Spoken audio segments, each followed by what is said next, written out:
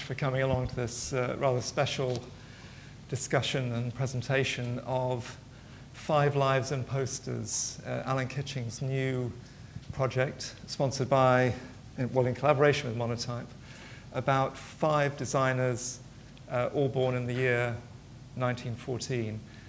Later this afternoon, we're going to hear from Jessica Helfand talking about Paul Rand, Tony Brook talking about FHK or Henrion. We're going to hear from Naomi Games talking about her father, Abram Games. We're going to hear from Dan Mather talking about Tom Eckersley. And via the wonders of Skype, because unfortunately Lars Muller couldn't get here from Switzerland today, we're going to hear from Lars Muller about Josef Muller-Brockmann. To start with, I'm just going to ask Alan Kitching to say a few words about how the project came to be and what you can see, or what some of you may already have seen in the Well Gallery here at the London College of Communication. So Alan, tell us about this project. Thank you, John. It all came about last year. I was invited by Monotype to go to their congress in New York. And after my presentation there, I was invited to do some sort of project with them. And they didn't know what, and I didn't know what either, but I said I'd do something. And when I got back to London, I was talking to Naomi in her garden and about possibilities, what we could do. And she said, well, you know, next year, 2014, is the centenary of these 5 designers. And in her book about her father, Abram Games, she says this straight off, the first paragraph, that Tom Eckersley, Abram Games, Henrion, Muller-Brockmann from Switzerland, and Paul Rand from America, they were all born in 1914. So this year would have been their centenary. The other thing was, all these people knew each other, and they were all at the top of their profession as graphic designers. I knew 4 of them. I knew Paul Rand quite well. I knew Abram a little bit. I met Tom Eckersley here a few times, and I met Henrion. I didn't actually meet Muller-Brockmann, but I went to a talk he gave here. But anyway, so I've got a kind of link with these people who I've always revered. So we cooked up this program of doing something based upon their initials, which you can see in the exhibition outside. I think that's how it came about. Thank you very much. That's a very lucid explanation. I have to say that I have to thank Simon Esterson, whose idea it was to invite Alan over to New York with an iMagazine presentation for Monotype's Pencil to Pixel. And it's fascinating to see how this project has grown and developed. And the posters have been printed in this form of these 5 individual folded posters with Alan's artwork on the front and a short biography and a picture of the individual designer on the back. So this is the monogram for Tom Eckersley, which uses Rockwell, Monotype's Rockwell typeface. On the back you see short biography and a photograph of Tom. And there's a whole other story about how Daniel Shahard, who put this whole project together, managed to get hold of 5 good photographs of the 5 designers. Anyway, we're going to start off talking a little bit about Tom Eckersley, and we've invited Daniel Mather, a wonderful screen printer and graphic artist, to come all the way from East London to his alma mater and talk about Tom Eckersley. And, Dan, can you tell me how you first discovered the work of Tom Eckersley, how you first came across his posters? Hello, everyone. Thank you, John. So I studied here 2006 to 9. Through just walking into the library every day, I'd walk past the famous Eckersley poster, return this missing library book, and was just captured by it, and went on in sort of second year to discover about the Eckersley archive down in the Well Gallery. And after looking through all of that, I sort of was still keen to look further, and went upstairs and met Tony, who showed me the old film positives that were used on some of Eckersley's posters that he printed. And I was screen printing down in the print room learning how to screen print and learning how to use that process to communicate what I was doing in my course up in graphic design. So, yeah, I was just really inspired. By Tony, loud enough, sorry. By Tony, you mean? I was inspired by seeing all of the sort of traditional methods of how Tom's work was produced, and albeit Tom not printing them, the medium of how they were made, and then design-wise looking at how he used negative space and overprinting of colours, just such clever ideas that were just narrowed to the most basic forms to communicate work. It just inspired me a lot. Of course, Tom Eckersley made posters throughout his career. At the beginning, he did a lot of great safety posters. For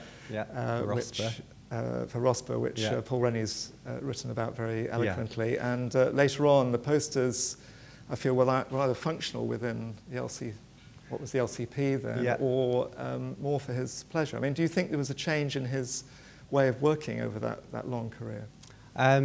Yeah, I think there will have been. I think seeing that he sort of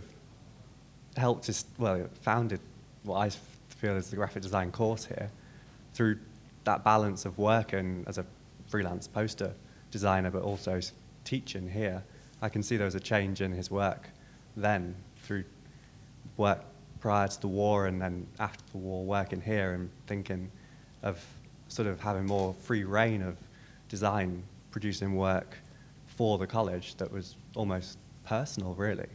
And finally, how effective was that Return Your Library Books poster?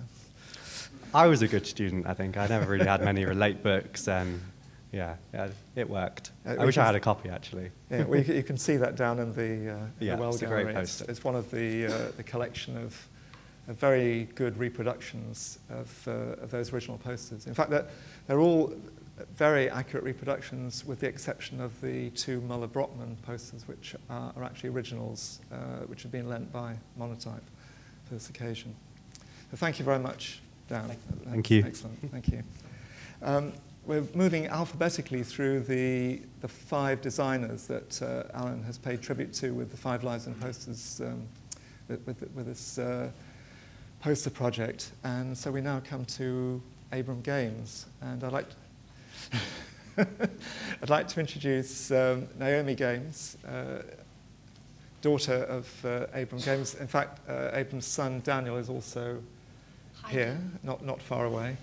And we have to thank you for providing part of the inspiration for this project, Naomi. But can you, I think it's probably silly for me to say, when did you first come across Abram Games? Yes. But perhaps I could ask you when you realized that your dad wasn't just a dad, but was actually a brilliant designer and poster artist. When did you actually become aware of him, the professional Abram, as opposed to Daddy? Well, first of all, can I just say this is also my old alma mater. I was here in 1969. And Tom Eckersley was my head of department, and I remember him very fondly. When Daniel emailed me and said you'd be asking me that question, when did I first meet my father, I suppose I met him a hell of a long time ago.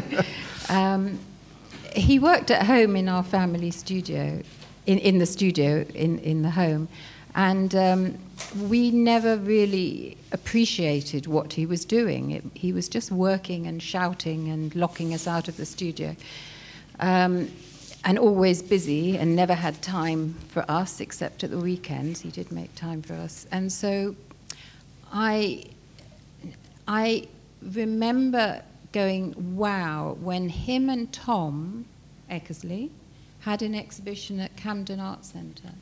And really, that was one of the first times I'd seen both their works together, and that was 80-something, I can't remember. And I just went, wow. But after Abram died, I photographed all his work, and I saw, he designed 300 posters, and I saw all this work going up before me on the easel to be photographed, and I just was overawed by it, and I just never had appreciated it when I was growing up, and it was just consistently good. And I'm biased, of course, but I do feel that he was a great designer. do you think that the posters were the most important part of his work, or were they just one part of his work as a graphic designer? He always wanted to be a poster designer, and of course posters in the 1930s were the only means of communication, really, apart from advertising in magazines and the odd film news bulletin on Pathé News. But he also designed stamps and emblems, and he was a cartoonist, a painter, and an inventor. In the end, he was a crazy inventor and spent most of his time up in the attic like a Professor Brainstorm. Well, he perfected a coffee machine. He designed 2 Kona coffee machines. No, not machines, they were makers. They weren't ever machines. But he also invented 2 copying processes. And at this point, I'm going to plug an exhibition, I'm sorry, but there are leaflets here because it's Abram's centenary, as it is with all the other 4 designers. And there's an exhibition at the Jewish Museum in London, and you can see the coffee makers and the inventions that he designed there, and lots of posters. So if you ever want to take a leaflet afterwards, you can take it. Sorry, I had to plug it. I'm stunned now, finished. Okay. And be good. Just before we move on to Tony talking about Henrion, do you also have memories of the other poster designers in this collection? Yes, my parents were very, very close to Henri and Hans Schläger, and Pat Schläger's sitting down there, and Paul Rand, who used to come over. And Paul Rand and Abram were like brothers, really, because they had the same kind of background, and they were very, very close. And when Abram was dying, Paul phoned from America to see how he was. And at that point, I really didn't know that he was dying, but I asked him how he was, and he didn't let on that he was also dying. So they were born in the same year, and they died in the same year. And as Marion pointed out, Paul Rand and Abram and Tom had a wife called Mary, but Paul Rand had a wife called Marion. Henri had a wife called Marion, and Eckersley had a wife called Mary. And so they were all tied together by the Marions and the Marys. By the lesser M. Well, thank you. And thank you to Marion Henrion, too, for coming along this afternoon. It's very, very nice to have you here. So we're now going to move on to Tony Brook from Spin and also from Unit Editions, the publisher, to talk about FHK Henrion, or Henri, I think, as people knew him. So, Tony, you did a huge book about Henrion's career, particularly focusing on corporate identity. But tell me how you first came across Henrion's work. Well, I didn't actually know that it was Henri's work. There's one of my favourite all-time logos was the blue circle cement logo. I didn't know that was Henri. I didn't know that Tate and Lyle were Henri. I didn't know that National Theatre was Henri. You know, I didn't realise that he'd basically, made a world for me, really, that I lived in the 60s and 70s graphically. But how I came across Marion, I met Marion, was through Ben Boss, who introduced me to Marion, and that was a really fantastic experience. And the funny thing is that we talk about the book now, but how long ago was it that you said you wanted to do a book? Yeah, it was lovely. Yeah. So, but there was no unit editions then, and so Marion had tried to get the book made, and it hadn't happened, and it was always in my mind when we set up unit editions that was a book that we had to do, and so it was a great privilege to do it, really. I incidentally were very cross afterwards because they not managed to get one done about Henri. And I withdrew all my stuff. And they were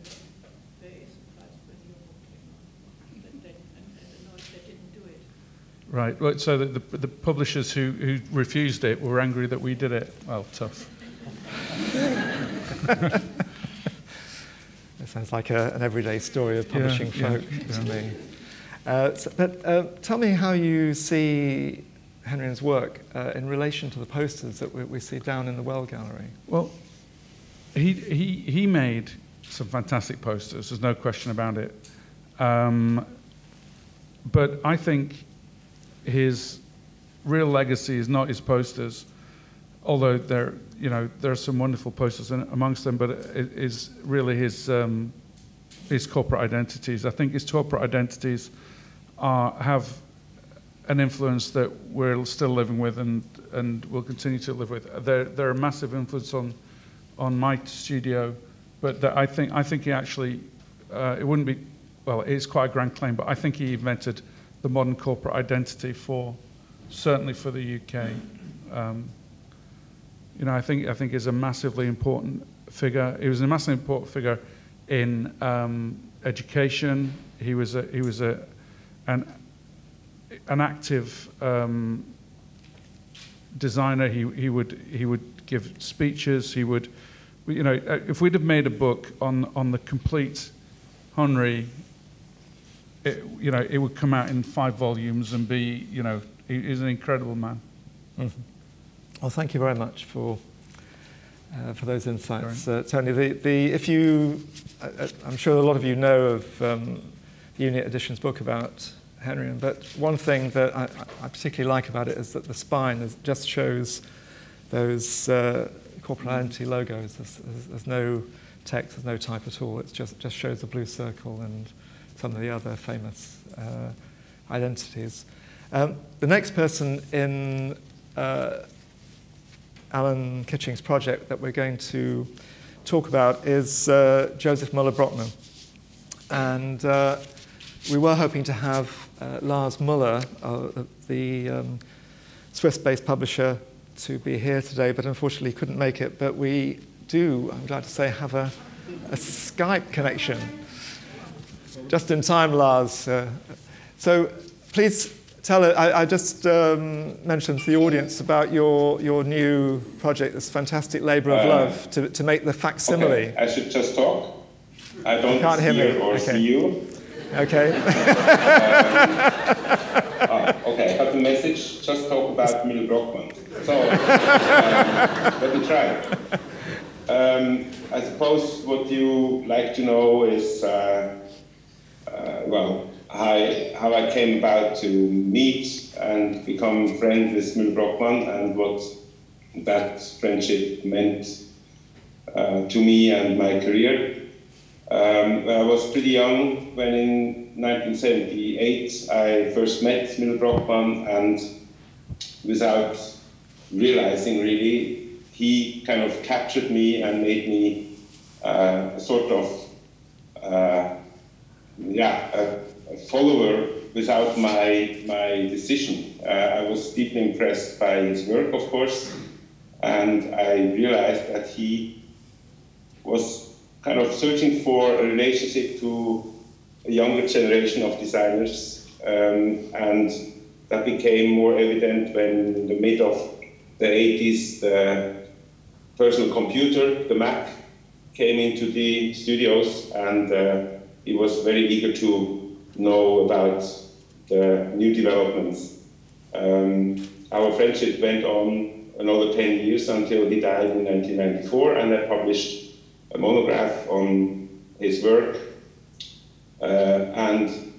Actually, I promised him and myself that one day I would publish a reprint of Neue Grafik, which he initiated in 1957 and published together with 3 companions in Zurich.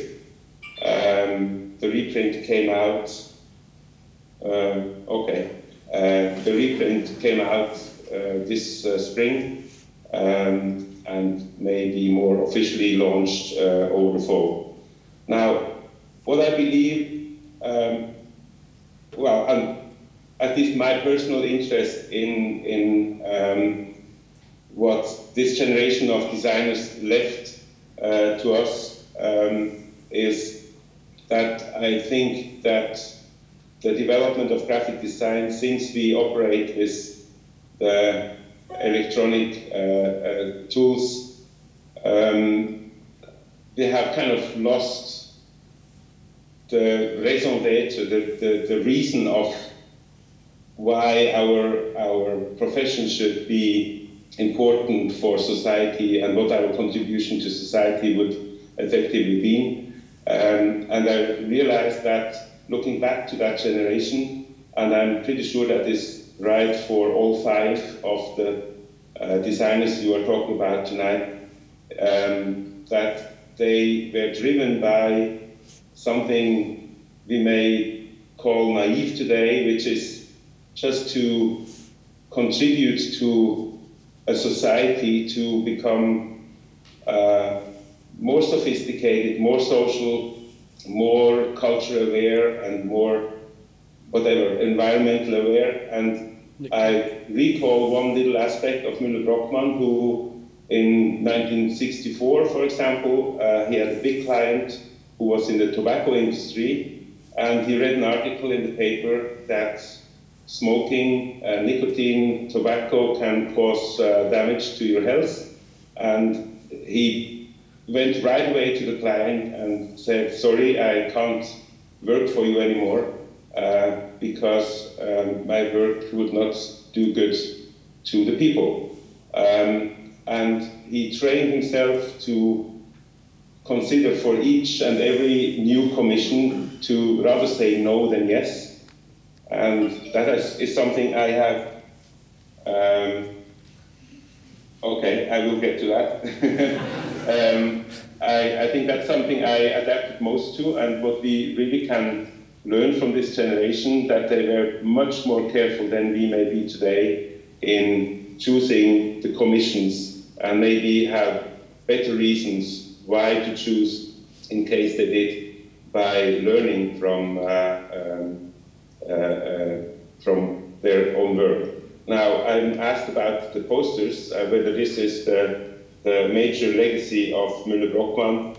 Well, you may say so, since especially in the Swiss context, posters are, or were at that time, probably the most programmatic medium to work in. You had to radicalize your design, and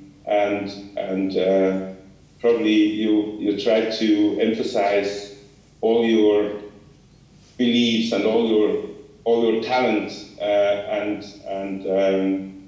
yeah, make it visible and impressive in that square meter of paper.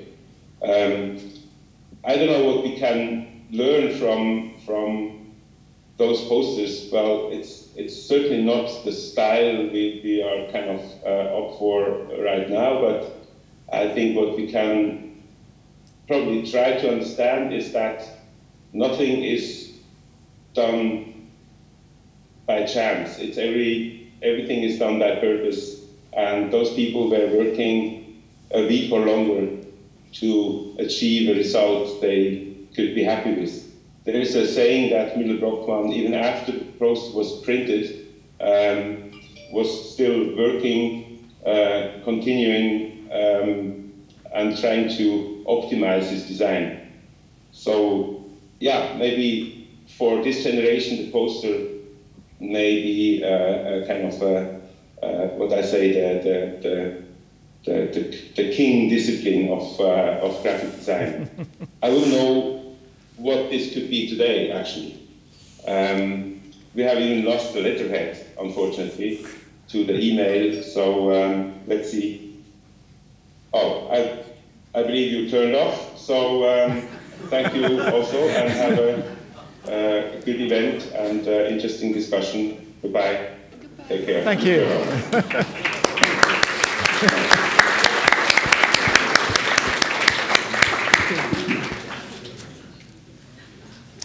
Well, I think Skype deserved a bit of a thumbs up that time, don't you? That was fantastic little presentation from Lars Muller. And those posters, that the two originals down in the Well Gallery, are well worth gazing on for some time. And interestingly, the content of both is modernist classical music. It's Messiaen and Hindemith and Bartók. And they're ferociously serious, but they're also they're very beautiful.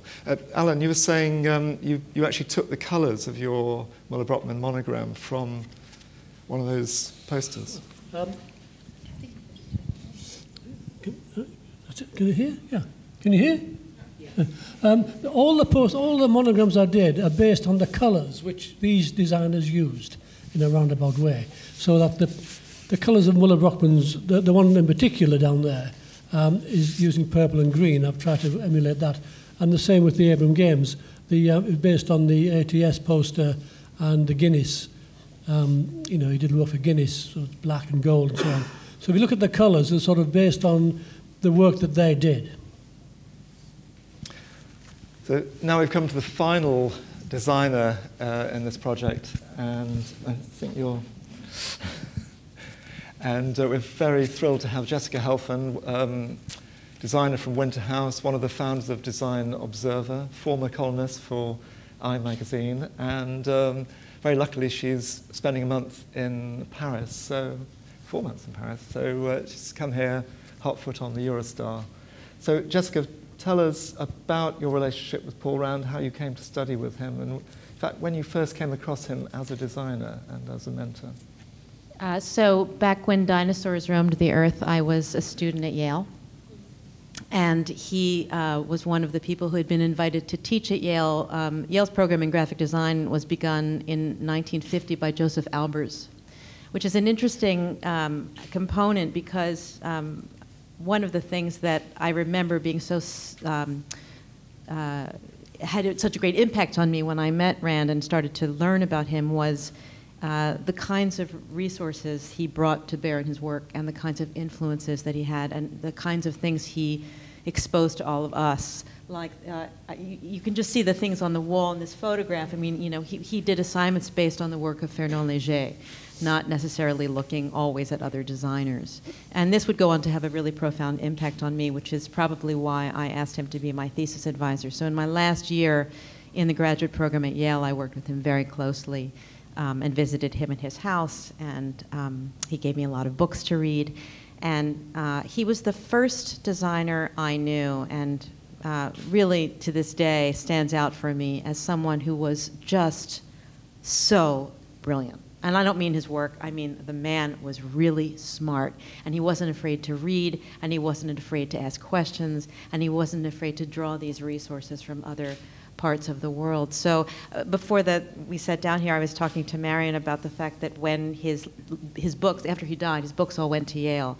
And Yale took what they wanted and gave the rest to a number of bookstores. And I happen to know several of the bookstores to where these books went, and I went and I bought a lot of them because I knew Yale wanted the design books, but his library was this vast place of works on film and on Judaica and on painting. And he had, for example, catalogs of artists, millions and millions of artists, and he would underline and draw in the margins and write things. And if you read his books, you can see that the references come from a very wide swath of culture.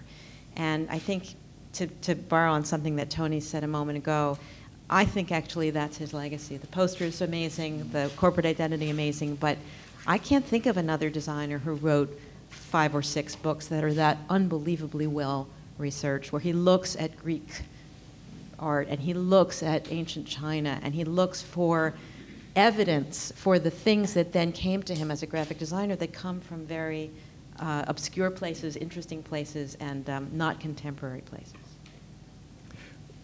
Was he a good teacher, apart from being an inspiring person? He was a crank. I was thinking as I was coming in on the train this morning that people use the word curmudgeon to describe him, but I have an example. I mean, I think if you read those books, you look for him looking for justification for why we do what we do, right? So, he's looking at form, he's looking at composition, he's looking at balance. All the things he wrote about, he finds evidence in the work of the ancient Greeks, in the work of third dynasty, or early dynasties in the Far East. But he was not so very generous in his writing as a teacher, but in other ways not at all generous.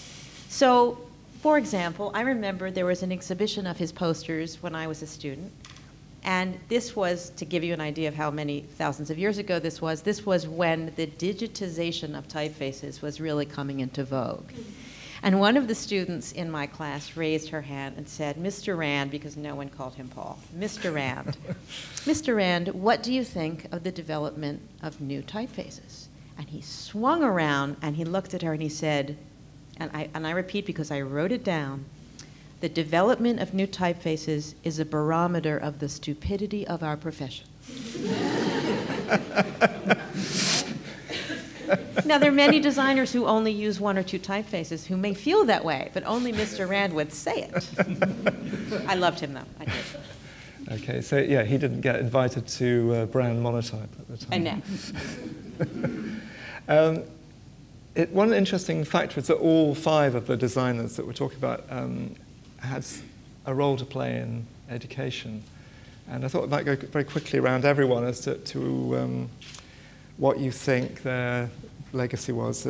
Dan, do you sense, I mean, there's actually a wing named after Eckersley, but do you still get a sense that some of Eckersley's ideas were still remain in your alma mater? Sorry, what was the last part? Do Eckersley's ideas still apply now, do you think? Or do you have any sense of what his importance might be to the LCC in the present day? I think it's still relevant. Just going back to that point where he sort of bridged that gap between commercial art and graphic design and founded the course that so many students have taken on. And when I did it, there was 6 pathways, and now I think it's sort of gone back to just graphic and media design. But I'm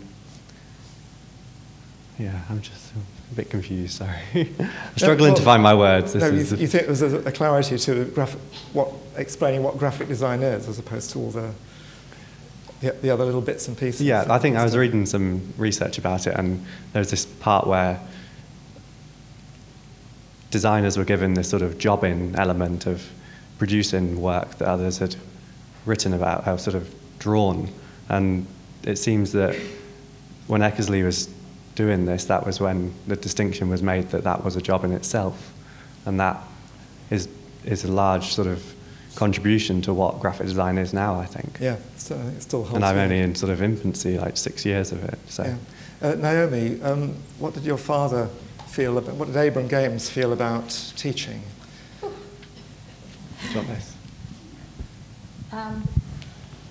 My father hated art colleges. He only spent 2 terms in an art college when he was young at St Martin's School of Art. And at that point, he realized that he would hate them. And he thought that tutors were awful. And he vowed that none of his kids would ever go to art college. We all did in the end. I came here. I had to fight to get here. But having said that, he believed in the apprenticeship system, and I have to agree with him, actually. I think it's a very good thing. He said you can go to art school, but you've got to work first. You've got to go out there and learn your trade first, which I did, and I think he was right, actually. He did teach 1 day a week for 7 years at the Royal College of Art. And I have found recently a very interesting document in his files where he and Dick Guyot and various people have actually, Abram wrote the syllabus for the graphic design course in 1946. And I think graphic design that was the first time really that it was called a graphic design course. It was a commercial art course, I think, before, but he entitled it graphic design. And there's a 2-page foolscap sheet of his curriculum for the first year, and it's a very, very interesting document, actually. He had a fantastic relationship with students. He was always very supportive to students who visited him. And, yeah. I'd love to see that two-page document. Yes, it's a really interesting one. Alan, since in Lars's absence, we know that you attended a lecture by Josef Muller-Brockmann, and Muller-Brockmann was a kind of teacher and also a sort of on a bit of a mission, wasn't he, as he went around the world? What's your memory? To be honest, John, I can't remember much about it. It was one of those D&AD things that RIBA, where millions of people there, and he was getting on a bit then anyway, and no, I can't remember a word he said actually. Did he show slides, or was it just talk? He showed slides and everything. But, I remember the work more than the talk, you know, the man's books and his work. Do you speak in English? I can't remember that, actually.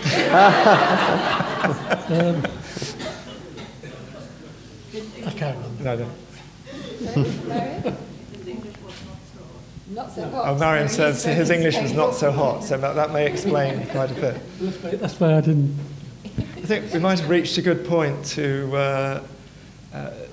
ask for questions from the audience for any member of any of the people on stage here. Please, if anyone has something to say about the 5 designers or about Alan's work or about the exhibition, please, now is your chance. There's a question there. Not a question really, just an observation on the Muller-Brockmann lecture, which was in 1994 that he died. And it was run by ISDD at RIBA. And I think he was just a pleasure to be with. He was very humble, and he said to us that he couldn't understand why so many students were interested in coming to see an old man's work. So, just an observation. Thank you.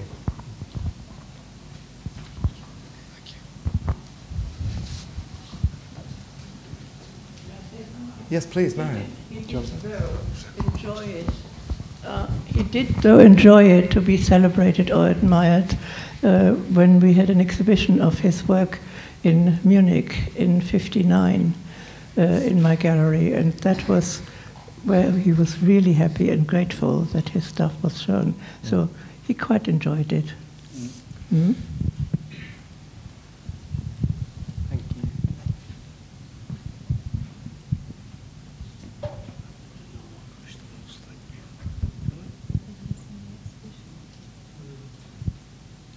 Any further questions or observations? Daniel, yes. Is there a mic for...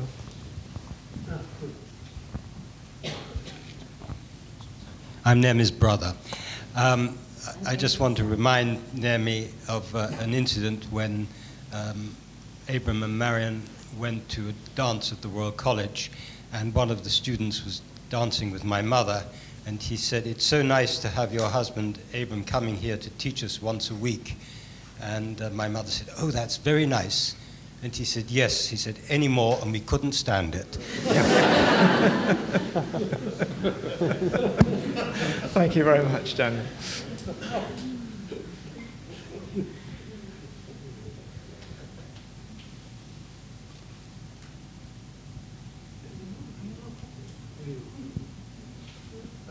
What do you think Rand said about what do you think would have Rand said about the typography chooses for London 2012 typography?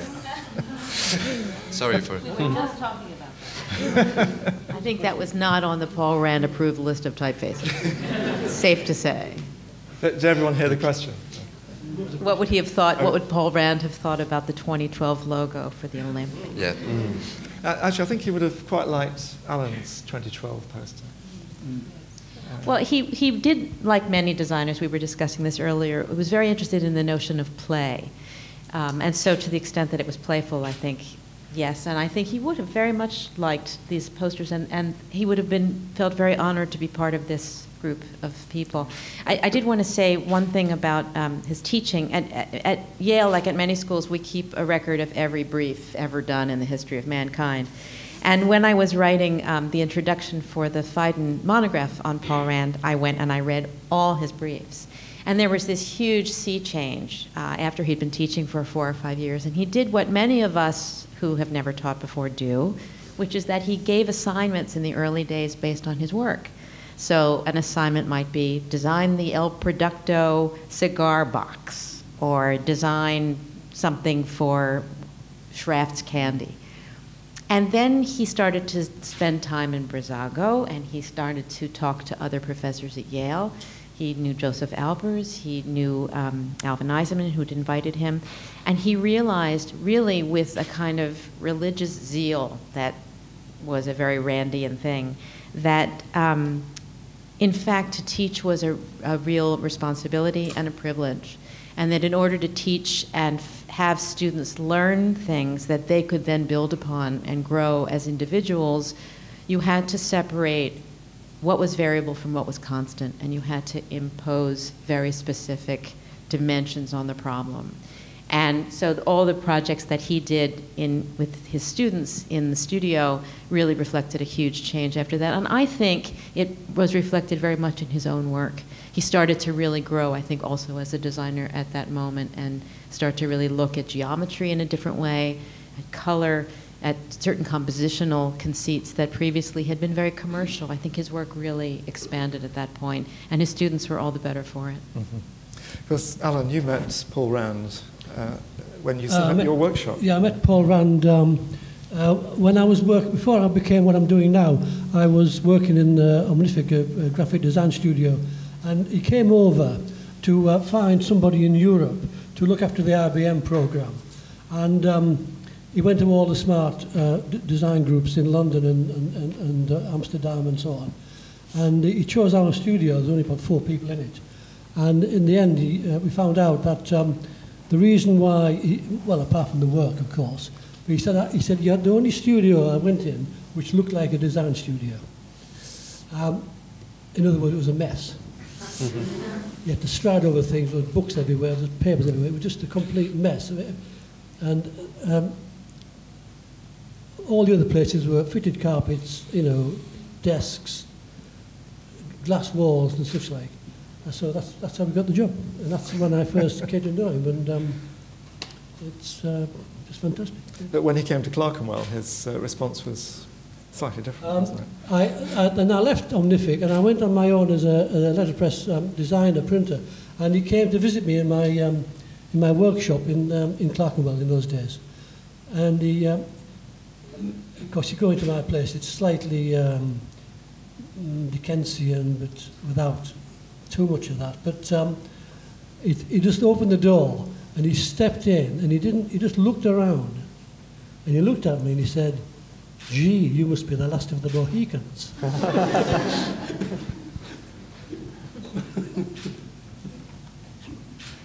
Okay, this is I'm seeing a lot of people scribbling notes. If anyone would like to make an observation or ask a question, now's your moment. Otherwise, we'll wrap up, I think. Sorry, with one gentleman there.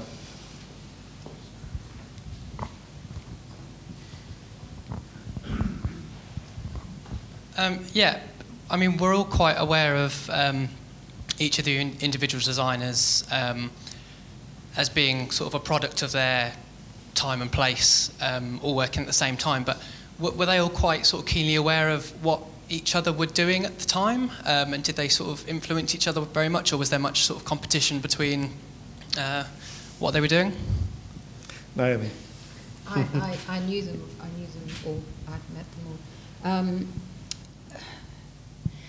all. They were all really, really good friends. I think there's a lot written about, and there is an art and industry magazine in the exhibition from the 40s that has a conversation between Henri and Abram, and they always had very, very good arguments. I think that's fair to say, Marion. But and there's been a lot written about them being rivals, But they weren't rivals. They had great respect for each other, and I think they loved each other. All of them loved each other. And they had a fantastic, joyous time together when Paul used to come. Pat remembers, Pat Schleger's here, whose husband was Zero. She's sitting in the audience. And they all used to come and enjoy each other's company and talk about things together. I think Tom probably was a little bit more quiet. He was a very reserved man. Very shy, yes. But Paul and Abram and Henri were very much of a muchness, I think. And they were soul brothers, I think. Is that fair, Daniel, do you think? Yeah, I think it's fair to say. They were happy times. I remember happy times then. Lots of communal meals. Lots of communal meals, and Paul was rather fussy about his food. I wouldn't cook for him. Does anyone else want to say something? Well, there's even a poster that Tom created, which was 2 pencils, one in red and one in blue, both meeting each other, Henrion and Eckersley, and friends written across the middle. So that, yeah, it was a real nice poster. And they were all pretty modest, I think, as well. Not Paul. Sorry? Not Paul. Abram used to say, for a man of my talents, I'm very modest.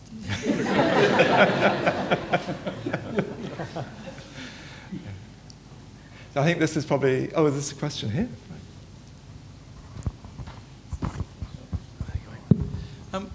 Just, I want to see lots of designers here. Do you think there's anything that we could distinguish a designer, say a graphic designer, from, say, a fine artist? Is there anything that might determine that sort of chooses, you kind of choose a different path from, say, fine art photography going into graphics? Any of you got any thoughts on that? I can tell you some advice my mum gave me, which was you've got a choice, basically. You can be an artist, or you can starve, or you can be a commercial artist and earn a living. So I chose the latter. Was that good advice? Very good advice. Unless you're Damien Hirst, of course, in which case.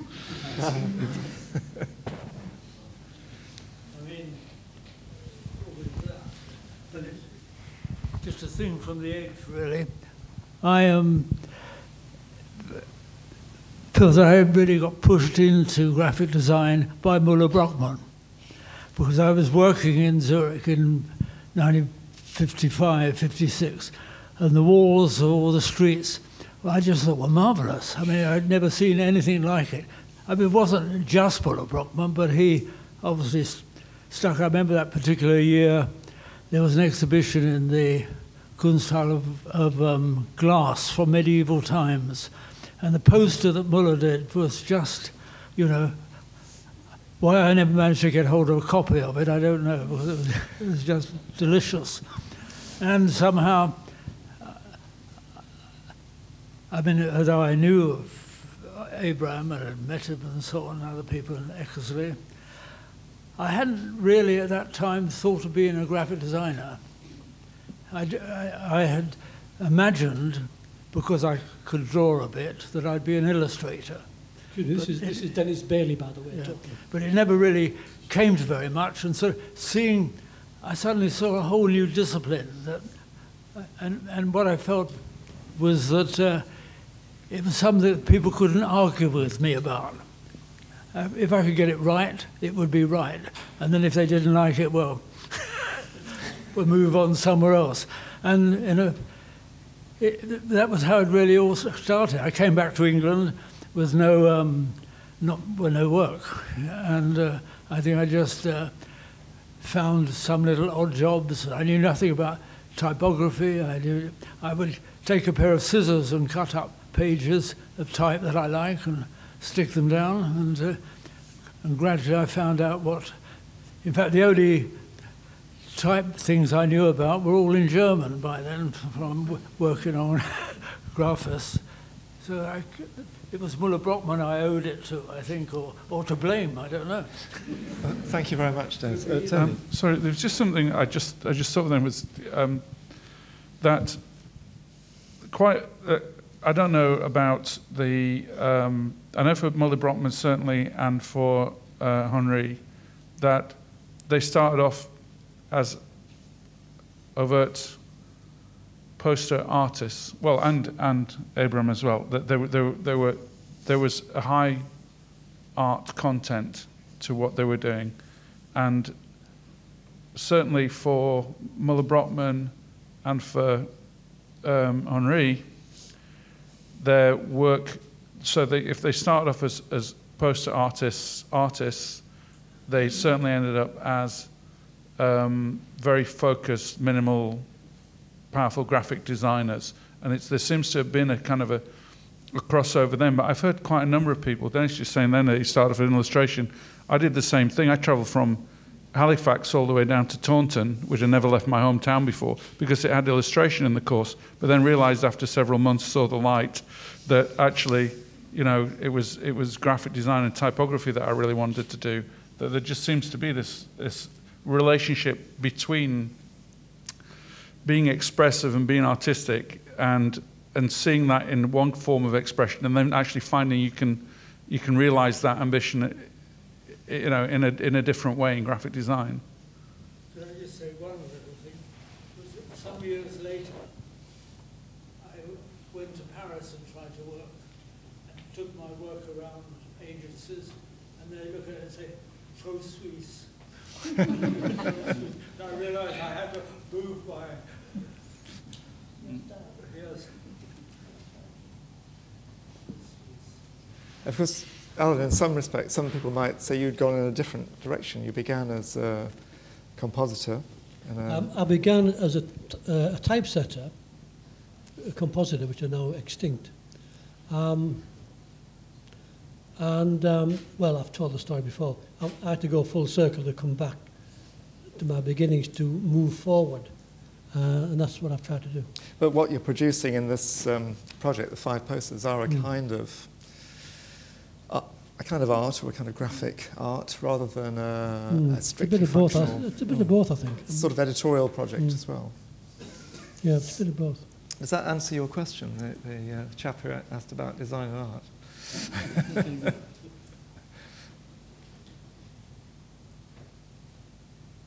Another hand. John, I've got a very curious question to put to you. I imagine most of the people here are graphic-y, but we haven't seen a single image of a poster to look at. Do we all know the work of these artists? It's all on display in the Well Gallery. But I'm not in the Well Gallery, I'm here. That's why we need to finish this discussion as soon as possible and get down with it.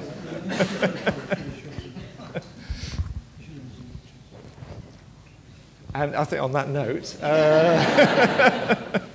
Alan, would you like to the few thank yous? I just wanted to say at the end, thank you, first of all, to Monotype, the corporation. I think it used to be called Corporation, Monotype, for inviting me to do this project in the first place.